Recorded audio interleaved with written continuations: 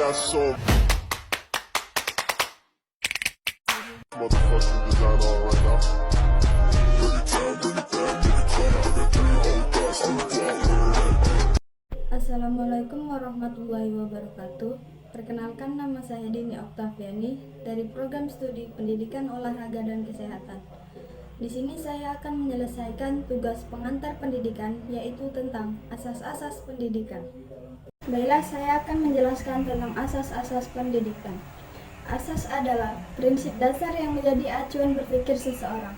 Dalam definisi Kamus Besar Bahasa Indonesia, asas adalah dasar atau hukum dasar. Asas-asas adalah dasar atau hukum dasar yang berprinsip menjadi acuan berpikir seseorang dalam mengambil keputusan yang penting dalam kehidupan. Sehingga asas pendidikan merupakan suatu kebenaran yang menjadi dasar atau tumpuan berpikir baik pada tahap perancangan maupun pelaksanaan pendidikan. Jadi, asas pendidikan itu lebih memfokuskan perhatian kepada cara penyelenggaraan pendidikan yang dilandasi oleh pemikiran-pemikiran tentang bagaimana layaknya pendidikan itu diselenggarakan. Ada beberapa asas yang diterapkan dan dianut di Indonesia, antara lain yang pertama, asas Tuturi Handayani, yang kedua, asas belajar sepanjang hayat, dan yang ketiga, asas kemandirian dalam belajar. Pendidikan memiliki arti hukum atau kaidah yang menjadi acuan dalam melaksanakan kegiatan pendidikan. Asas pendidikan juga diartikan sebagai suatu kebenaran yang menjadi dasar atau tumpuan berpikir baik pada tahap perancangan maupun pelaksanaan pendidikan. Salah satu dasar utama pendidikan adalah bahwa manusia dapat dididik dan dapat mendidik dirinya sendiri. Dasar pendidikan adalah landasan berpijak dan arah bagi pendidikan sebagai wahana pengembangan manusia dan masyarakat. Dalam penyelenggaraan pendidikan, seorang guru merupakan pemimpin yang berdiri di belakang dengan bersemboyan Tuturi Handayani, yaitu tetap mempengaruhi dengan memberi kesempatan kepada anak didik untuk berjalan sendiri dan tidak terus-menerus dicampuri, diperintah, atau dipaksa. Guru hanya wajib menyingkirkan segala sesuatu yang merintangi jalannya anak, serta hanya bertindak aktif dan mencampuri tingkah laku atau perbuatan anak apabila anak tidak dapat menghindarkan diri dari berbagai rintangan. Selanjutnya yaitu fungsi dan tujuan dalam asas-asas pendidikan. Yang pertama, peserta didik mendapat kebebasan untuk memilih pendidikan dan keterampilan yang diminatinya di semua jenis, jalur, dan jenjang pendidikan yang disediakan oleh pemerintah sesuai peran dan profesinya dalam masyarakat. Peserta didik bertanggung jawab atas pendidikannya sendiri. Yang kedua, peserta didik mendapat kebebasan untuk memilih pendidikan kejuruan yang diminatinya agar dapat mempersiapkan diri memasuki lapangan kerja dalam bidang tertentu yang diinginkannya. Yang ketiga, peserta didik memiliki kecerdasan yang luar biasa, diberikan kesempatan untuk memasuki program pendidikan dan keterampilan sesuai dengan gaya dan irama belajar. Yang keempat, peserta didik yang memiliki kelainan fisik atau mental memperoleh kesempatan memilih pendidikan dan keterampilan sesuai dengan cacat yang disandang agar dapat menjadi manusia yang mandiri. Yang kelima, peserta didik di daerah terpencil mendapat kesempatan untuk memperoleh pendidikan dan keterampilan agar dapat berkembang menjadi manusia yang memiliki keterampilan dasar yang memadai sebagai manusia yang mandiri. Baiklah, saya akan menjelaskan asas-asas pendidikan yang pertama, yaitu asas Tuturi Handayani. Asas Tuturi Handayani merupakan asas pendidikan Indonesia yang bersumber dari asas pendidikan taman siswa yang dikemukakan oleh Ki Hajar Dewantara, yaitu seorang perintis kemerdekaan dan pendidikan nasional. Makna Tuturi Handayani: tuturi adalah mengikuti perkembangan sang anak dengan penuh perhatian berdasarkan cinta dan kasih tanpa pamrih. Handayani adalah mempengaruhi dalam artian merangsang, memupuk, membimbing, dan menggairahkan anak agar anak dapat mengembangkan pribadi masing-masing melalui disiplin pribadi. Nah, jadi asas Tutwuri Handayani itu jika di belakang akan selalu mengawasi, artinya yaitu pendidik sebagai kontrol dalam pelaksanaan pendidikan. Jadi, pendidik itu tidak selalu berada di tengah-tengah peserta didiknya. Di dalam asas Tutwuri Handayani terdapat dua semboyan untuk melengkapinya. Yang pertama yaitu Ingarsa Suntulada, bermakna ketika berada di depan, pendidik akan menjadi teladan atau contoh.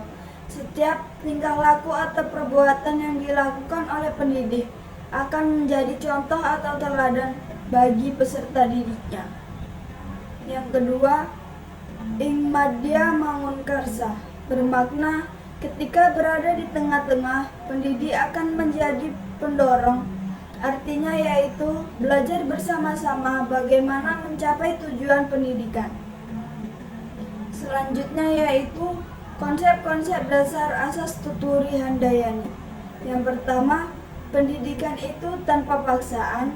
Yang kedua, pendidikan itu harus tertib dan damai. Yang ketiga, pendidikan itu tidak memanjakan. Yang keempat, pendidikan itu menciptakan iklim. Dan yang kelima, pendidikan itu memotivasi. Agar diperoleh latar keberlakuan awal dari asas Tutwuri Handayani, perlu dikemukakan ketujuh asas perguruan nasional taman siswa. Ketujuh asas tersebut yang secara singkat disebutkan sebagai berikut.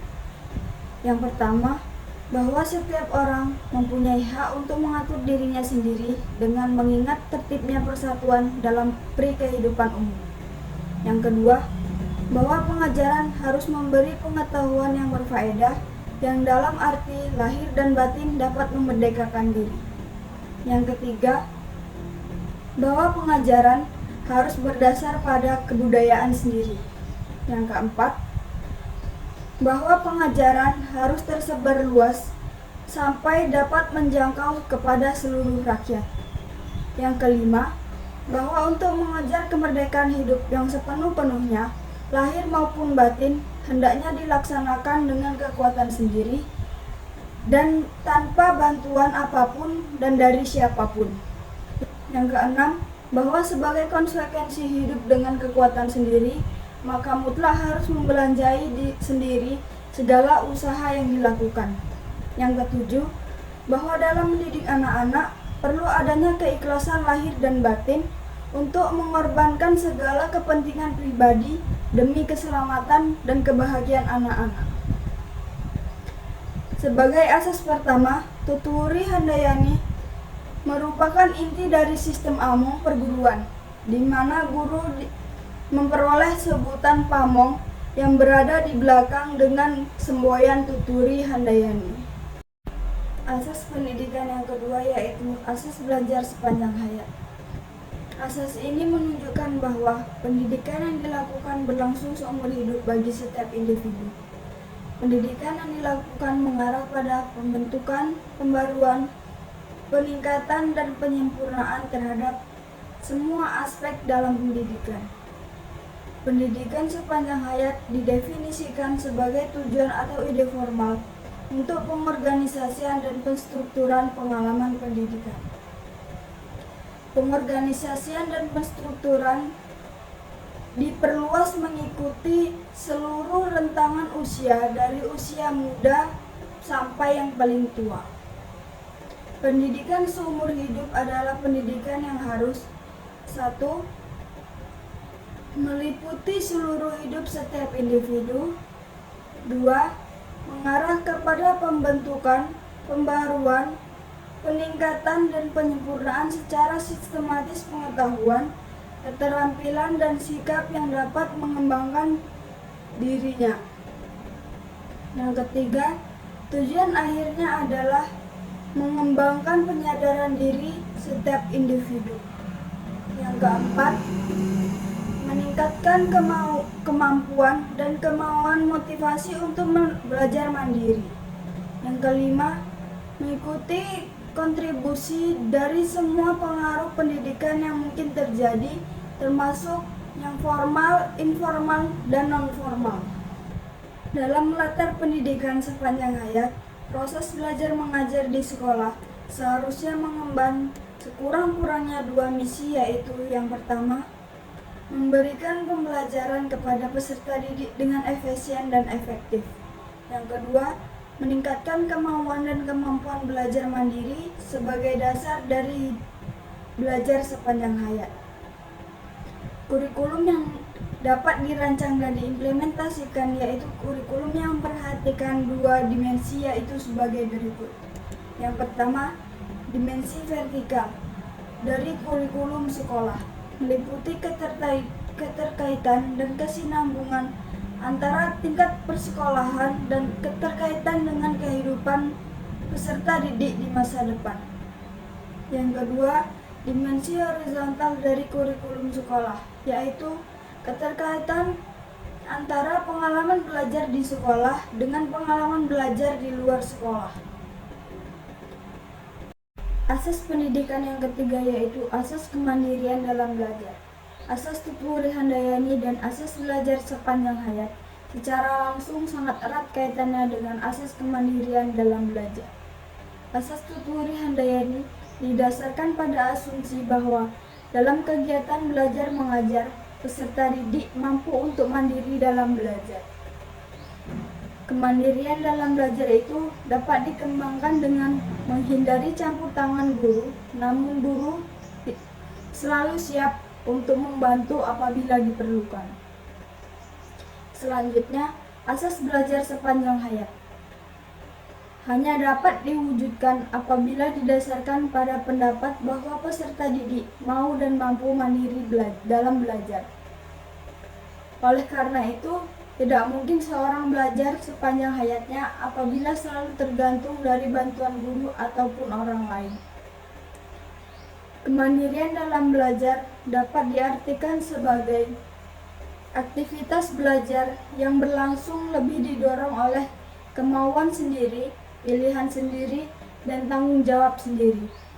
Mandiri dalam belajar adalah kegiatan belajar aktif yang didorong oleh niat dan motif untuk menguasai suatu kompetisi guna mengatasi suatu masalah dan dibangun dengan bekal pengetahuan dan kompetisi yang dimilikinya.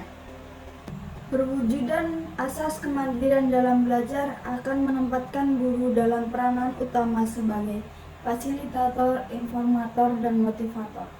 Sebagai fasilitator, guru diharapkan dapat menyediakan dan mengatur berbagai sumber belajar dengan sedemikian rupa sehingga memudahkan peserta didik berinteraksi dengan sumber-sumber tersebut.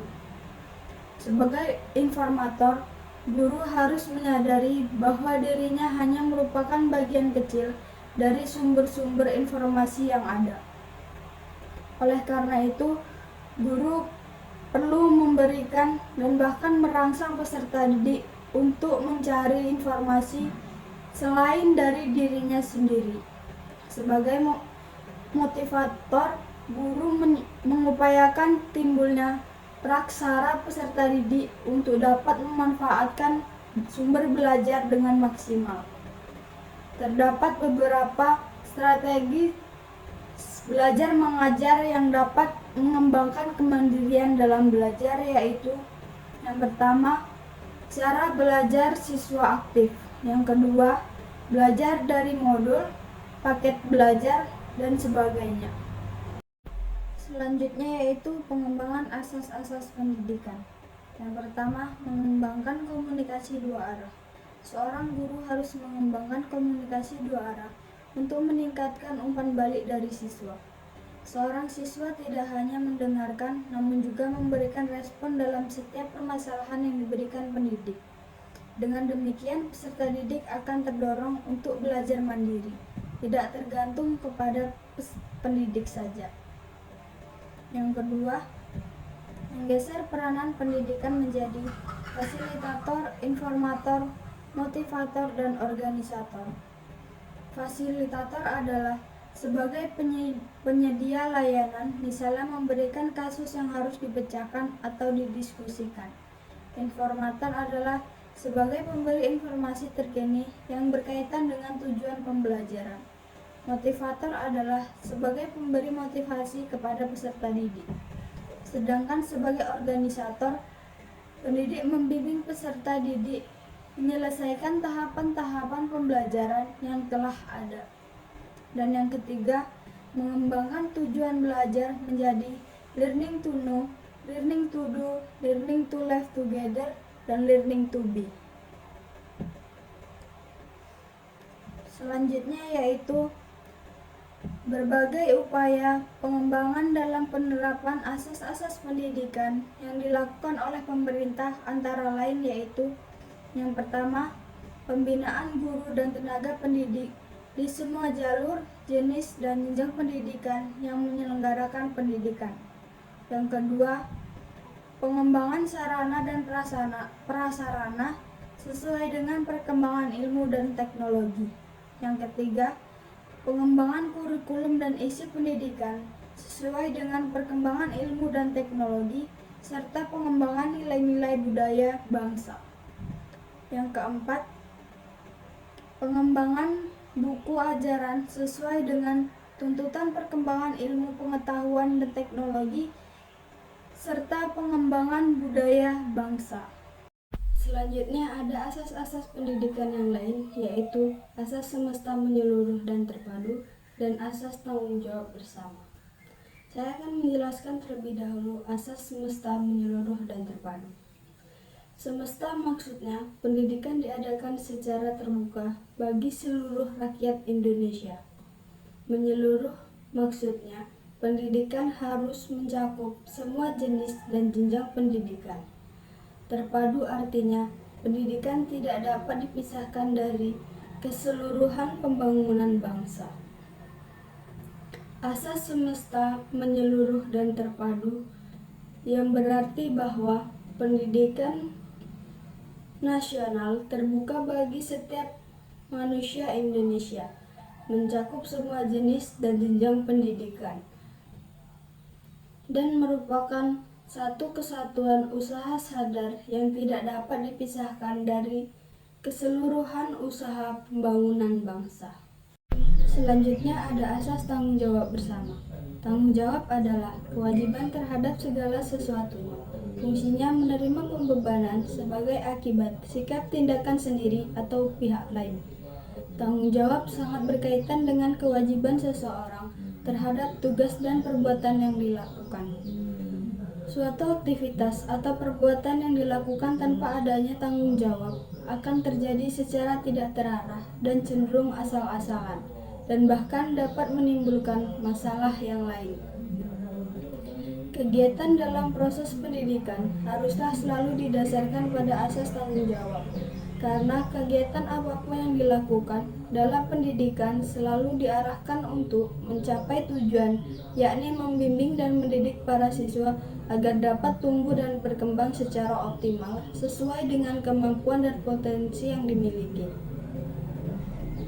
Aktualisasi dari pengembangan dan penerapan asas tanggung jawab dalam proses pelaksanaan kegiatan pendidikan akan tercermin dalam pemilihan dan penetapan materi, metode, strategi pelaksanaan, hubungan antara guru dan siswa, sampai pada evaluasi. Harus berfokus pada pencapaian tujuan pendidikan dan pembelajaran. Sekian penjelasan video tentang asas-asas pendidikan dari saya. Kurang dan lebihnya saya mohon maaf. Wassalamualaikum warahmatullahi wabarakatuh.